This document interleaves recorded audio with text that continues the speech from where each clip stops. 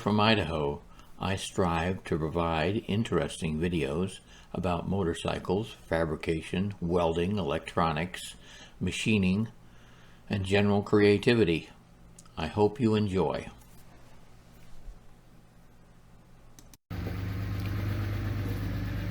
Well, we got a little skiff of snow today, but projects must go on. So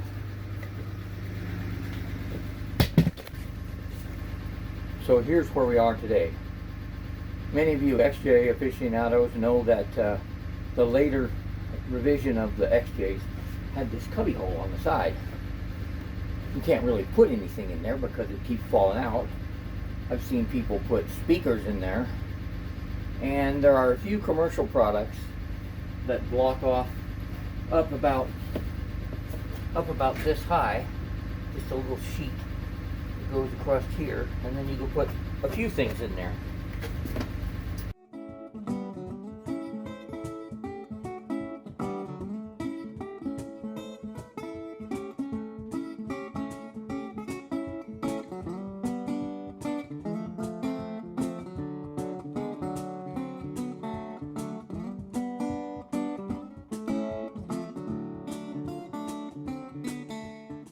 I really like to have more space. As you know, there's no hidden storage in the Jeeps. There's nothing under the seats, nothing under the deck.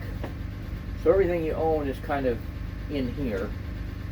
So what the plan is for today is to use this piece of aluminum. It's 1 foot by 2 foot. It's about 80 thousandths of an inch thick. You could use 90 or thicker. And the plan is to put that aluminum right here, and so it won't stick out into the cargo area any more than this. It'll be even with that, and it'll run right straight up here and along the fender well and then across here, so you can still have your seat raising up. And since it only comes to here, it doesn't affect loading things in the back of the Jeep. If whatever you're loading will go in this area, then it'll go past here. So anyway, that's the plan. We'll see how it turns out. I'm sorry for the noise. My neighbor started his diesel pickup just as I was about to start filming, but it is what it is.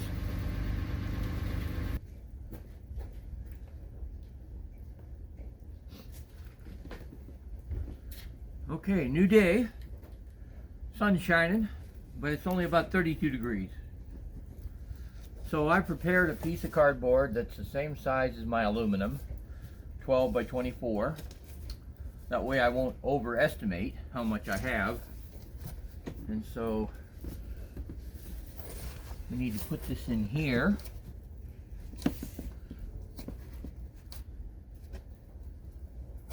And mark the wheel well. So I prefer good cardboard as opposed to poster board because of its rigidity. I know it's harder to cut, but so anyway, I'm going to mark where I think this piece of metal will intersect with the fender well. And I got it lined up here in the back, and we'll just make a guess. And we're going to guess a little conservative.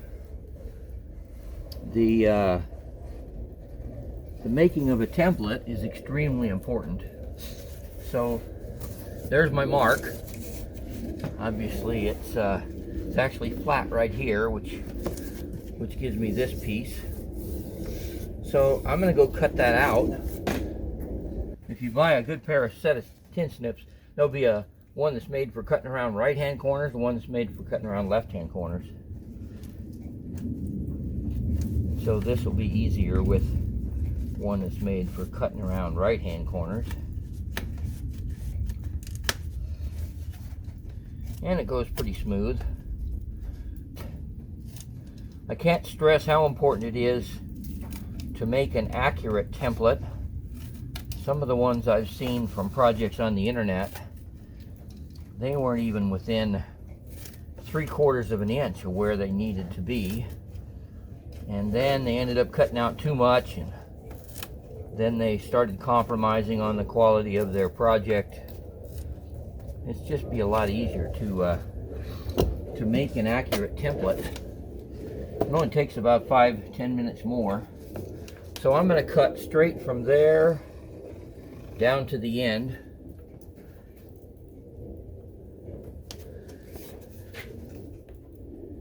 And I'll be below my mark.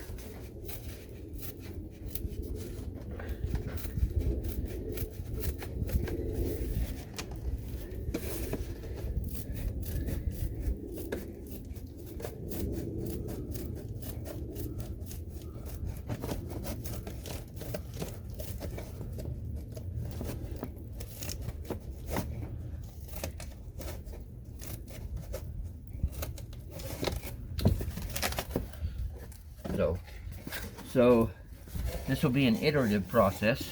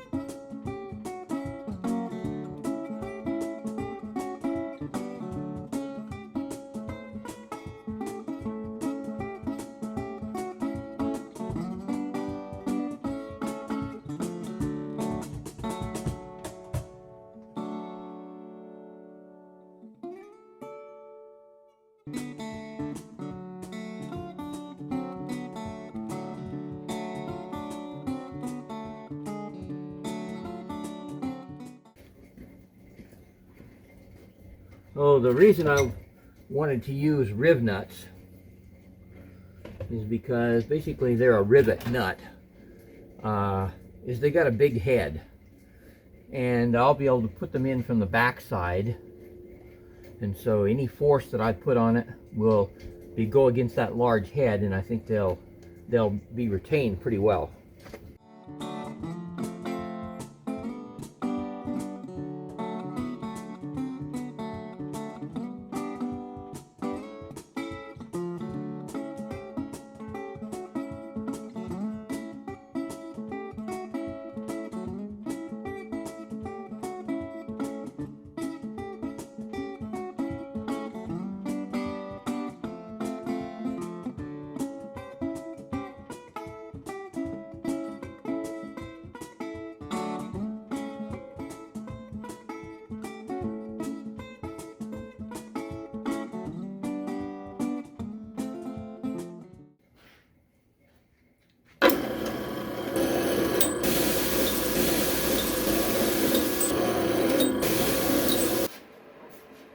Okay, back in the shop again.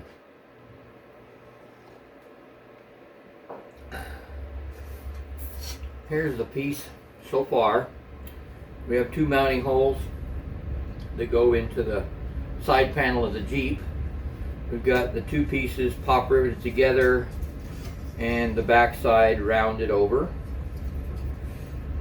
Today we're going to put mounting brackets on the Jeep. These little pieces of angle iron. There'll be one here and one here, something like that. One in the corner, one here, and one there. So I've got to drill 3 holes through the body of the Jeep, and those will be pop riveted down from the top, and then these 2 will be pop riveted to the side panel of the Jeep from the inside with a big washer here, and that will give us enough strength. This is 90 thousandths thick material, but it can still bend, and I know myself I'll cram too much stuff in there, and then pretty soon this thing will be looking like a big sway back mule. So that's one thing we're going to do while I'm in the shop and it's nice and warm. It's only about 25 degrees out this morning. The other thing is that I'm going to put this piece of 1 inch by 1/4 inch 60-61 bar along the top on the inside, and then another piece up here on the inside, and then a third piece joining it on the inside to stop what I was saying earlier. This thing bows fairly easily. Maybe I should have made it out of 1/8 inch, but this is what I had on hand. That influences my projects a lot given the price of metal. But anyway, that's the plan for today.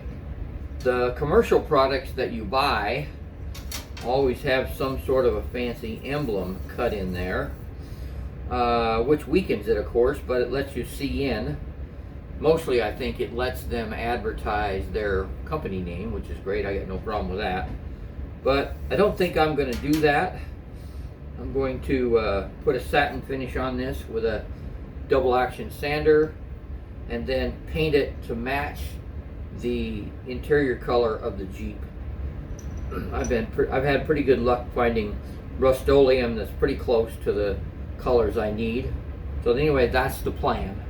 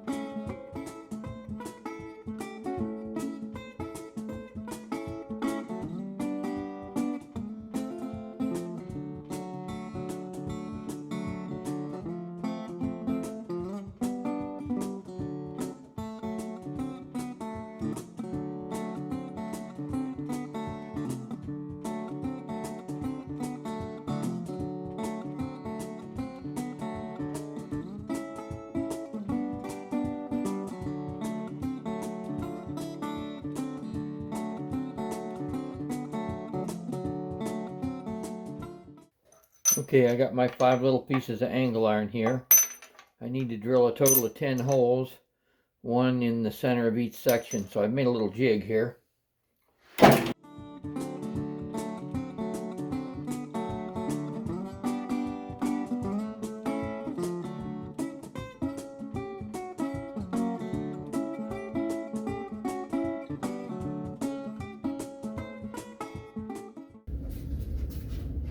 Okay, I've been to town. I got some Rust-Oleum metallic and some gloss gray. This is the color I want, but I'm going to do the base coats with this just in case I don't have enough. And I got a bunch of screws. So we're ready to tap 1 hole in each one of these. One hole will be used to pop rivet it to the Jeep, and the other hole will be used to connect this plate to the angle bracket.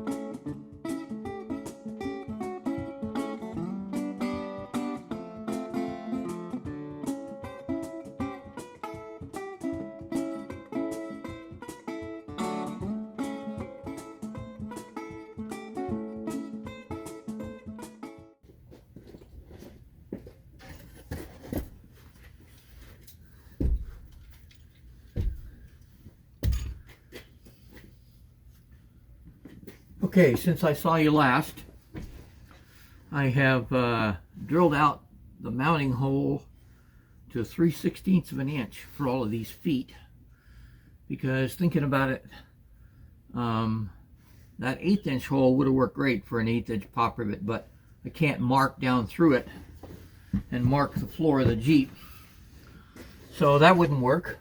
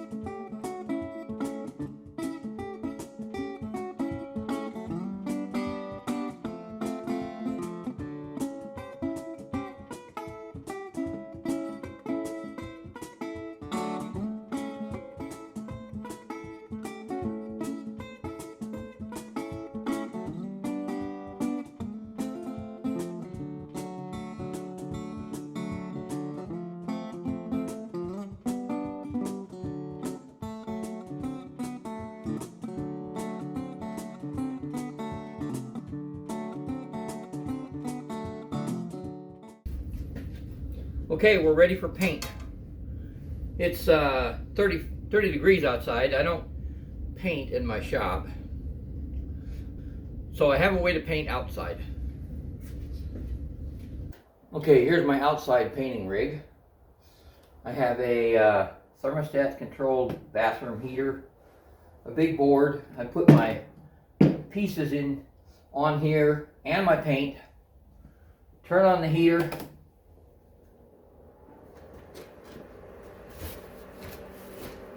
And cover it with a big box. This is a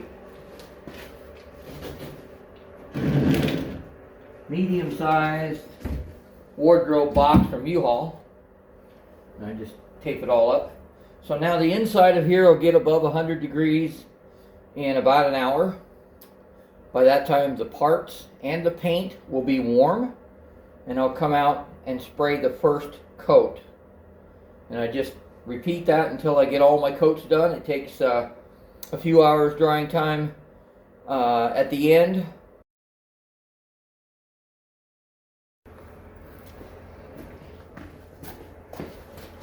Okay, it's been about 45 minutes.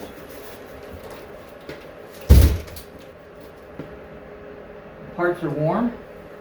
The paint is warm.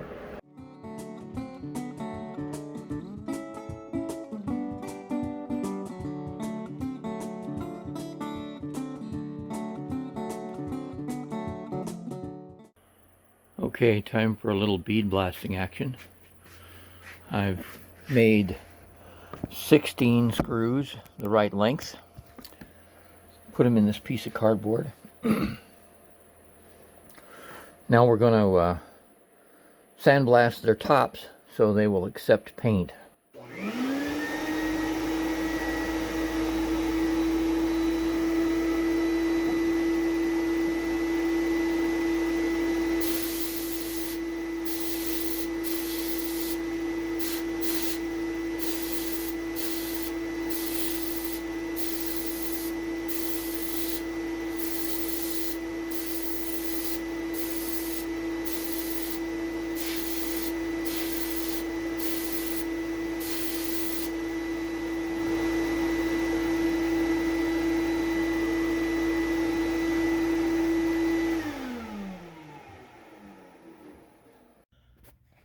The Jeep XJ Cubby cover is done.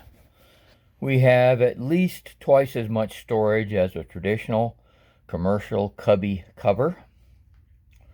It's bolted down to the Jeep frame in a few places and to the side panel in 3 places. It's quite sturdy. It doesn't flex. And now it's ready to receive the kinds of things that you carry in a Jeep that you may not carry in other vehicles. We have a tow strap. How about a survival shovel? And the remote for the winch can go up in there. And if I organize it right, a lot more stuff will go in there. I'm quite pleased with the outcome. It doesn't interfere with the cargo system or the cargo area at all. It doesn't interfere with the seat at all. So goodbye from Idaho. As usual, if you like or dislike my video, please select the appropriate button and let me know why. I really appreciate comments and I will answer every one. If you're new to my videos, please select the subscribe and the notification bell to get more videos like this.